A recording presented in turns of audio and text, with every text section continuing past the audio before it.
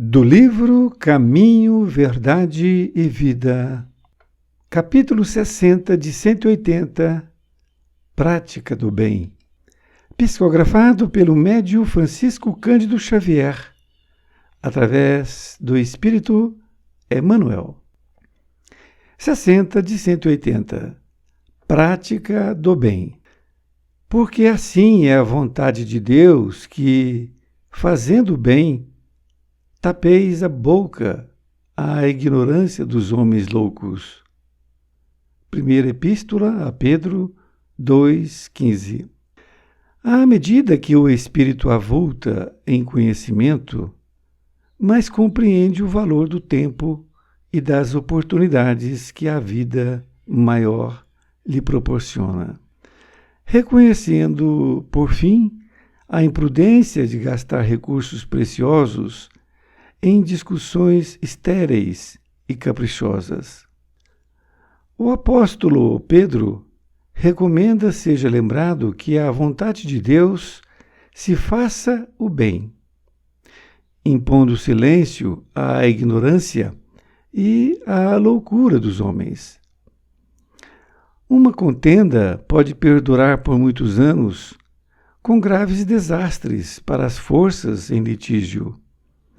Todavia, basta uma expressão de renúncia para que a concórdia se estabeleça num dia. No serviço divino, é aconselhável não disputar, a não ser quando o esclarecimento e a energia traduzem caridade. Nesse caminho, a prática do bem é a bússola do ensino. Antecedendo qualquer disputa, convém dar algo de nós mesmos. Isso é útil e convincente. O bem mais humilde é semente sagrada. Convocado a discutir, Jesus imolou-se. Por se haver transformado ele próprio em divina luz, dominou-nos a treva da ignorância humana. Não parlamentou conosco. Ao invés disso, converteu-nos. Não reclamou compreensão. Entendeu a nossa loucura, localizou-nos a cegueira e amparou-nos ainda mais. Emanuel Pedro Leopoldo, 2 de setembro de 1948. Querido amigo, querida amiga, aqui estamos diante do capítulo 60, a prática do bem. E neste capítulo, Emmanuel utilizou esta passagem que foi anotada por Pedro, quando ele escreveu em sua epístola. Porque assim é a vontade de Deus que, fazendo bem, tapeis a boca à ignorância dos homens loucos. A mensagem de Pedro é de que a vontade de Deus é que nós possamos fazer o bem. Porque assim fazendo, nós vamos tapar a boca da ignorância dos homens loucos. Isto é, a ignorância dos homens perante a compreensão da vida eterna é que precisa, então, do bem. Muitas vezes nós afastamos dessas pessoas ignorantes. Mas, se nós fizermos o bem, com certeza vai ser muito eficaz. Como diz aqui a sua passagem, e mais ainda quando agora Emmanuel vai nos explicar. Ele diz: à medida que o espírito avulta em conhecimento, mais compreende o valor do tempo e das oportunidades que a vida maior lhe proporciona, reconhecendo, por fim, a imprudência de gastar recursos preciosos em discussões estéreis e caprichosas. Emmanuel já inicia falando uma coisa muito importante para nós, que à medida que nós vamos evoluindo, como ele diz, o espírito avulta isto é, expande em conhecimento, à medida então que nós vamos estudando o que ele diz, mais compreende o valor do tempo e das oportunidades que a vida maior lhe proporciona.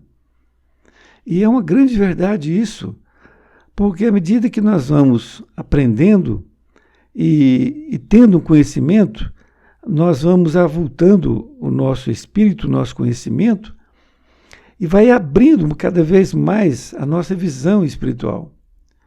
E dessa forma, nós vamos percebendo cada vez mais essa questão do tempo, que o tempo ele é muito curto para nós. Ele é muito pouco perante aquilo que a gente está vislumbrando dessas oportunidades que a vida maior nos proporciona. Nós passamos a ter uma visão maior da vida espiritual. E aí é quando a gente não quer perder tempo mais, de forma nenhuma, em nenhum sentido, em nenhuma situação. E é como ele diz, reconhecendo, por fim, a imprudência de gastar recursos preciosos. Então, quando nós temos a dilatação desse conhecimento em nós, nós vamos percebendo que nós não devemos perder tempo em discussões estéreis e caprichosas. Isto é, nós não temos que provar nada para ninguém. Se alguém insiste no seu ponto de vista que nós acreditamos seja equivocado, nós podemos até falar para ele ver uma outra visão. Mas, se ele ainda continua a persistir naquela sua posição, é porque não chegou a hora dele. Então, nós não temos que discutir de forma nenhuma. Isto é pura perda de tempo. E há muitas pessoas que querem isso. Principalmente quando encontramos algumas pessoas que sabem que nós somos da doutrina espírita, ele quer nos questionar, mas ele não quer aprender, ele quer nos questionar.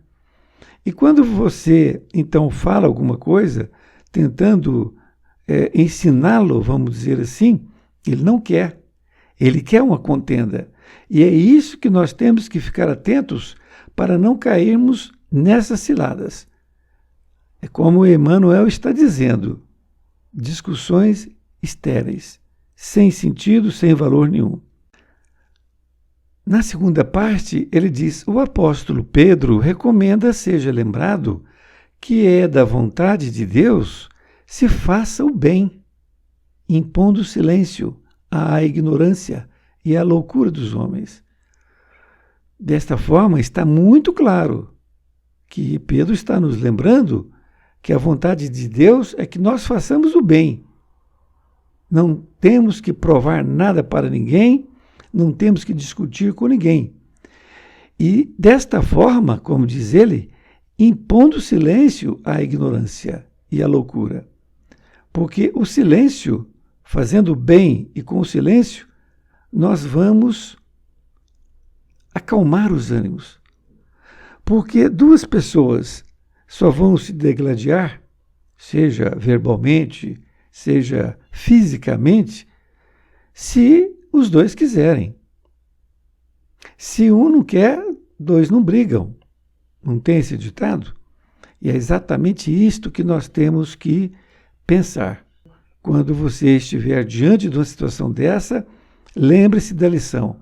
E aí você recua e faça o silêncio.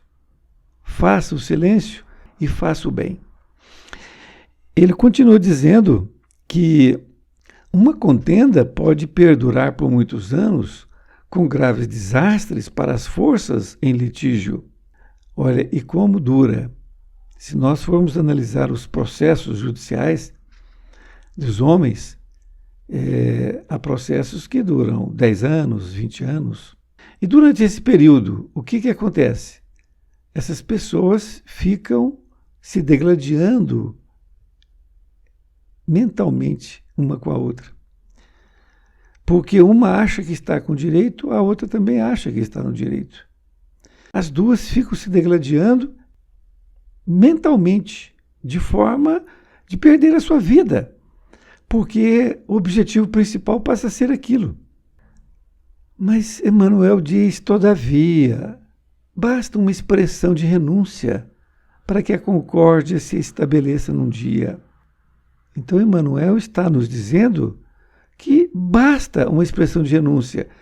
Se um renuncia àquela luta, àquela discórdia, então se estabelece a concórdia num dia, ao invés de o litígio durar anos a fio. Diz ainda Emmanuel, no serviço divino é aconselhável não disputar, a não ser quando o esclarecimento e a energia traduzem caridade. A disputa que ele está falando aqui é uma disputa, na verdade, de conhecimento, não é disputar com o outro para saber quem é melhor. É no sentido de esclarecer. No serviço divino, quando se trata das coisas divinas, e aí nós temos que colocar as coisas divinas em tudo em nossa vida. Nós não devemos somente lembrar de Deus somente quando nós estamos numa casa de oração. É necessário que nós estejamos atentos, que nós temos que ter a mesma figura, o mesmo pensamento, o mesmo modo de pensar, seja no trabalho, seja na casa espírita, seja em qualquer lugar, na família. Nós não podemos ter 2, 3 máscaras. Isto não é legal. Isto não é uma coisa boa. E então o esclarecimento, a energia traduz em caridade. Quando o esclarecimento traduz caridade, você não está degladiando com o outro em conhecimento ou coisa parecida. Você está esclarecendo, simplesmente assim. Nesta outra parte diz, nesse caminho, isto é, nessa forma de entendimento, a prática do bem é a bússola do ensino. Fazer o bem é a bússola do ensino. Nós temos que sair daquele fogo cruzado, que por acaso nos aconteça, e procurar o bem. E vamos esquecer daquilo e praticar o bem. Diz ainda, antecedendo qualquer disputa, convém dar algo de nós mesmos. Isto é, antecedendo significa, antes de qualquer disputa, convém dar algo de nós mesmos. Então aí vem a caridade. Então, quando você perceber que uma pessoa está querendo discutir com você sobre qualquer assunto, e você, de certa forma, prevê que aquilo pode dar uma contenda, vamos assim dizer, o que você faz?